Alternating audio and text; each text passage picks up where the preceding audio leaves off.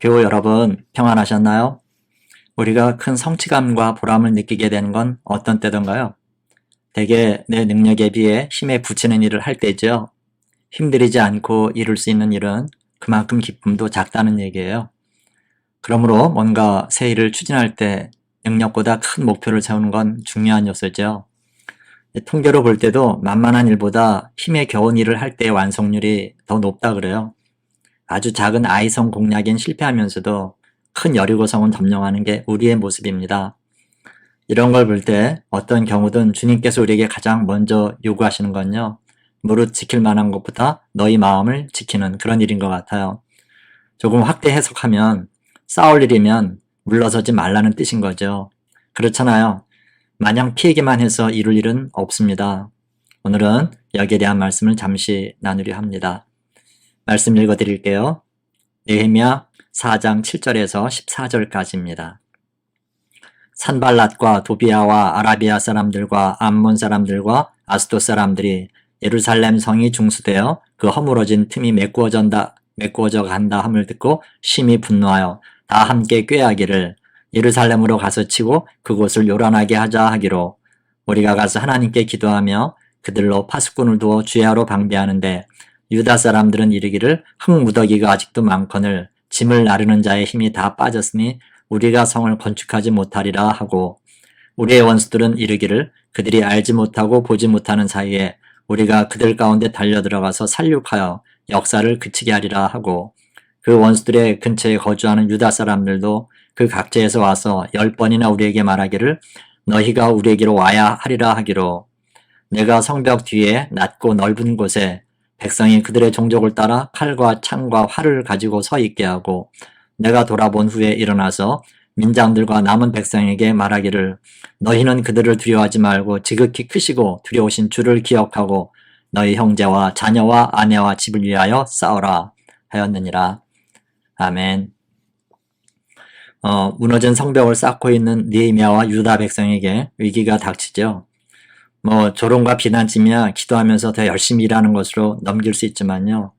이번 일은 좀 심각했습니다. 1차 심리적 공략에 실패한 산발랏 일행이 이제는 물리적 공략에 나선 거예요. 군대로 사방을 포위하고 전투태세로 나섰어요. 이렇게 되면 어떻게 되죠? 싸움이 벌어지고 적지 않은 인명피해가 날 거예요. 그러면 성을 계속 수축하느냐 마느냐로 또 민심이 갈릴 수가 있어요. 그뿐 아니라 지금 안에서도 문제가 생겼어요. 성 쌓기에 동원됐던 백성들이 어떤 그 피로가 누적이 돼가지고 이제는 더 이상 못하겠다 그런 사람이 나온 거예요. 게다가 성 밖에 흩어져 살던 백성들이 이 산발락 군대가 일어난 것에 겁을 집어먹고 빨리 자기네한테로 와서 구원해달라는 요청, 그 요청이 아직 빗발쳐 온 거예요. 그야말로 매우 외환 그 자체죠. 성을 쌓으면서 처음 맞이하는 절대절명의 위기인 거예요. 자, 이제 우리가 눈을 크게 뜨고 살펴야 될 건요. 이런 위기에 닥친 느헤미야의 대응입니다. 여러분, 그렇잖아요. 그 사람이 어떠냐 하는 것은 평소에는 알 수 없고 위기에 닥쳤을 때예요. 그건 개인에게뿐 아니라 크고 작은 공동체에도 똑같이 적용되죠. 위기가 닥쳤을 때 개인이나 공동체나 1차적으로 일어나는 현상이 뭐든가요?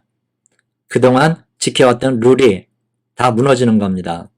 마음을 지키질 못하니 잠재해 있던 어떤 원초적 행동이 터져 나오는 거죠. 여러분, 사실 우리가 법이나 규칙을 잘 지켜야 되는 이유는요. 평상시 때문이 아니라 위기 때를 대비해서예요. 그러나 우리는 어때요? 늘 반대로 살죠.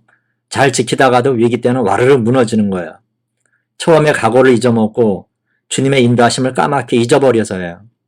우리 믿음이 더 필요한 건 보통 때가 아니라 어려울 때잖아요. 그러니 하나님께서 늘 탄식하시는 이유가 뭔지도 알 것 같은 거예요. 믿음은 바로 이때를 위한 건데 믿음이란 게 전혀 쓸모가 없군. 도대체 쟤네들은 그동안 뭘 한 거야? 이러시지 않겠냐고요. 지금까지 쌓은 성은 아주 유용했어요. 비록 높이야 절반밖에 오르지 못했지만 구간마다 다 연결됐고요. 성 밖에 있는 적의 동태를 한눈에 살필 수 있었어요. 요소요소마다 무장한 백성들을 세워두고 경계토록 한 후에 느헤미야는 백성들 앞에 섰지요. 느헤미야가 무슨 대단한 말을 한 건 아니에요. 다만 처음 시작할 때의 각오를 잊지 말자는 거였죠. 너희는 그들을 두려워하지 말고 지극히 크시고 두려우신 주를 기억하고 너희 형제와 자녀와 아내와 집을 위하여 싸우라. 이거였습니다. 그리고 다음 정도의 말로 백성들을 독려한 게 아닐까요? 꼭 집어서 이스라엘 백성을 사랑했던 하나님이 아니었느냐? 그분이 너희를 얼마나 사랑했는지는 애굽에서 광야와 가나안을 거쳐 예루살렘에 이를 때까지를 떠올려 봐라. 우리 조상이 백성다웠을 때는 복이 됐지만 우리가 예배를 우습게 알고 우상을 하나님처럼 섬겼더니 나라는 망하고 포로 생활로 여태까지 이 고생을 한 게 아니냐. 그 하나님을 두려워해야지. 지금 저까지 사마리아나 암몬을 무서워한다는 게 말이 되느냐. 지금 하나님이 너희에게 요구하는 건 무슨 대단한 게 아니다. 또다시 저들에게 유린당하면 너희 아내와 딸들은 겁탈당하고 아들들은 종으로 잡혀갈 텐데 그거라도 막아야 되지 않겠냐. 나라와 백성들 생각까지도 필요 없다. 너희들 가족은 너희가 지켜야 되지 않겠느냐. 너희는 죽더라도 너희 가족 앞에 떳떳한 대장부로는 남아야 되지 않겠느냐. 예, 여러분, 느헤미야의 지도력 중에 탁월한 부분은 바로 이런 부분이죠. 큰 목표를 잘게 썰어서 하나씩 해결해 간 거예요. 큰 명분은 사람을 질리게 하지만 작은 명분은 그래도 이 정도는 할 수 있겠네. 그러면서 의욕을 부추기지요. 그런 작은 일을 하나씩 해결해 감으로써 결국에는 큰 일을 해내는 거죠.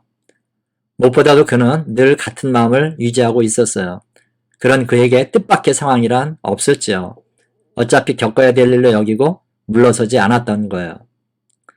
여러분 이거 생각해 보시죠. 만약 산발렛 일행의 기세에 눌려가지고 성사학교를 중단하고 다른 방법을 강구했다면요. 즉 여태까지 지켜왔던 룰을 바꿨다면요. 위기는 정말 위기가 됐을 거예요. 아내 소요와 박해 환란에 이리저리 휘둘려 끝내는 무너지는 모습을 참담한 마음으로 지켜볼 수밖에 없었을 거래요. 그러나 그는 물러서지 않았고 당당히 맞섰습니다. 여러분 물러서지 말아야 됩니다. 사실 어떤 일이건 핑곗거리를 찾으면 물러날 이유는 얼마든지 찾을 수 있어요. 하지만 그렇게 중단해버리면요. 그동안의 수고는 그냥 흩어져 버리고 말잖아요. 우리 일은 하나님과 이웃과 나를 향한 일인데 그렇게 끝내면 기쁨을 찾을 곳은 어디에도 없어요. 그래요. 언제든 모든 일은 비슷한 과정을 거치게 됩니다. 목표와 계획을 세우고 의욕적으로 일을 시작하죠. 순조로우면 좋겠지만 방해와 비난이 오고 그것을 겨우 극복하면 더 큰 내후외환에 시달려요. 이게 고비예요. 대부분 이쯤에서 실패하고 말죠. 그동안 지켜왔던 것들로 돌파해야 합니다. 자신들이 세워놓은 규칙과 법을 더 잘 지켜야 할 때예요. 이렇게 극복해도 앞의 과정은 계속 반복됩니다. 그러다 보면 어느 순간 어려움에 처하는 것과 극복하는 거 이거는 웬만큼 체질화되죠. 즉 위기 관리, 위기 극복 능력은 커지게 되고 그러다 보면 어느 순간 성은 완성되는 겁니다. 여러분 이 모든 것의 전제가 뭐죠? 닥쳐오는 크고 작은 전쟁에 물러서지 말고 맞서 싸우는 거예요. 사실 우리를 우리보다 더 사랑하시는 하나님이 계신데 뭐가 두렵고 뭐가 문제가 되겠어요. 지금까지 주님이 우리를 지켜주시지 않았다면 우리는 진작에 어떻게 됐을 거예요. 그 하늘의 아버지를 믿고 두려워하지도 말고 물러서지도 맙시다. 피해서 해결될 일이 있고요. 싸워서 해결될 일이 있어요. 싸워야 될 일은 피하지 말아야 됩니다. 만약 그 전쟁을 미루잖아요. 호미로 막을 걸 가래로도 못 막게 될 수도 있어요. 그러니 물러서지 말고 당당히 맞서 싸우세요. 전쟁은 하나님께 속한 것이니 두려워할 거 없어요. 싸움은 아버지가 하시고 그 승리는 우리들 거예요. 이걸 꼭 믿으시기 바랍니다. 다시 말씀드려요. 결코 물러서지 말고 맞서 싸우십시오.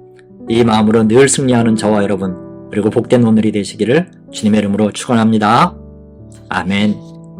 기도하겠습니다. 하나님 아버지 감사합니다. 우리가 하는 일 가운데는 때로 큰 위기가 올 때가 있습니다. 여태 함께 해주신 주님을 믿고 맞서 싸우는 용기를 주시옵소서. 늘 우리 마음과 생각을 주장하셔서 나무 대신 주님께 가지로 꼭 붙어있게 해 주시옵소서. 그럴 때 모든 어려움은 하나님께서 담당해 주실 줄 믿습니다. 유혹이라 피하는 게 상체가 아닌 다음에는 싸울 일에 절대 도망가지 않게 해 주옵소서. 주님을 믿고 맞서 싸워 반드시 승리하게 하옵소서. 주님을 의지합니다. 늘 동행해 주시옵소서. 예수님의 이름으로 감사하며 기도하옵나이다. 아멘.